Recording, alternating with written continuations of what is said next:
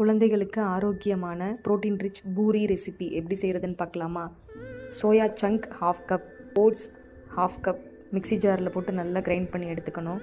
இதை ஒரு பிளேட்டில் ட்ரான்ஸ்ஃபர் பண்ணிவிட்டு கோதுமை மாவு 1 கப், வேக வைத்த உருளைக்கிழங்கு 1, நல்லெண்ணெய் 1 டேபிள் ஸ்பூன், தேவையான அளவு உப்பு போட்டுக்கோங்க. நல்லா மிக்ஸ் பண்ணிக்கணும். உருளைக்கிழங்கு நல்லா மசிச்சு விட்டுக்கணும். தேவையான அளவு மட்டும் தண்ணி ஊற்றிக்கிட்டு மிக்ஸ் பண்ணிக்கலாம். ஒரு 1/2 அன் ஹவர் ரெஸ்ட்டில் விட்டுட்டு சப்பாத்தி மேக்கரில் வச்சு நம்ம ப்ரெஸ் பண்ணோம்னா அழகாக நம்மளுக்கு ஷேப் கிடச்சிரும். இதை எண்ணெயில் போட்டு நம்ம பொரிச்சு எடுக்க வேண்டியது தான். நம்ம கொடுக்குற ஒவ்வொரு உணவுலையுமே ப்ரோட்டீன் இருக்கான்னு நம்ம செக் பண்ணிவிட்டு கொடுத்தோம்னா குழந்தைங்க ஹெல்த்தியாக இருப்பாங்க. ஹெல்த்தியான வெயிட் கெயின் ஆகணும்னு நினைக்கிறவங்க, குழந்தைங்க வெயிட்டே போட மாட்டேங்கிறாங்க அப்படின்னு ஃபீல் பண்ணுற அம்மாக்களுக்கு குழந்தை என்ன வெயிட் இருக்காங்களோ அதை விட 2 மடங்கு நம்ம ப்ரோட்டீன் கொடுக்கணும். அது மாதிரி கொடுத்தாலே ஹெல்த்தியாக அவங்க வெயிட் கெயின் ஆவாங்க.